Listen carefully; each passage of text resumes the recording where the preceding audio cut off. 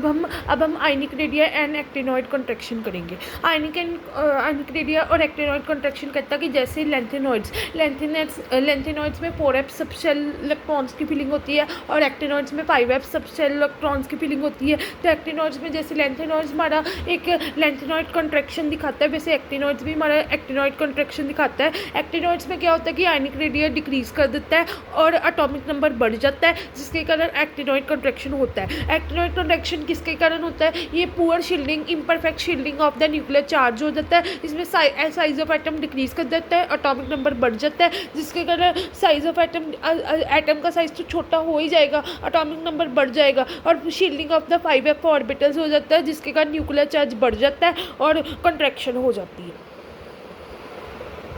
तो आयनिक रेडिया में मैं आपको बता देती हूँ आयनिक रेडिया क्या होता है। आयनिक रेडिया में जो साइज़ है ना एटम का वो छोटा हो जाता है, वो डिक्रीज़ होता है। आयनिक रेडिया में जो साइज़ है ना एटम का वो डिक्रीज़ हो जाता है, जिसके कारण क्या होता है कि हमारा जो एटॉमिक नंबर है वो बढ़ जाता है। और पुअर शील्डिंग आपने सुना होगा, poor shielding of 5f subshell की पुअर शील्डिंग इफेक्ट हो जाता है, जिसके कारण न्यूक्लियर चार्ज हमारा बढ़ जाता है और poor shielding of 5f subshell हो जाता है, जिसके कारण न्यूक्लियर चार्ज हमारा बढ़ जाता है और एटॉमिक नंबर हमारा बढ़ जाता, न्यूक्लियर चार्ज हमारा बढ़ जाता है और एटॉमिक नंबर हमारा बढ़ जाता है और size of atom ionic size छोटा हो जाता है, तो उसको हम एक्टिनॉइड कॉन्ट्रैक्शन कहते हैं।